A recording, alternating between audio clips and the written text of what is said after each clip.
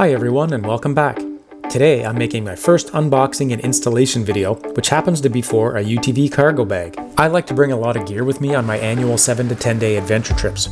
I'm always looking for more convenient storage ideas, especially in the cab. So today I'm going to show you a cargo bag that's meant to attach to the upper roll bars of a UTV.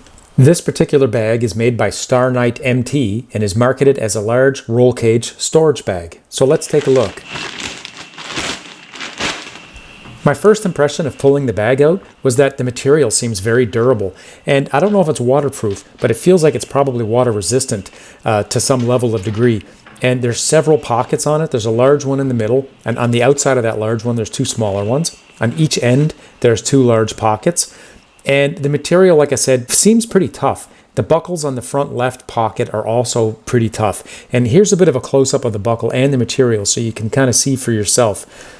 And the zippers have seams on them, which is nice. That'll help keep out dust and water, I think, while I'm driving on the trail. There's also high visibility reflective material strips on the front. I'm not sure why, but they seem to work very well.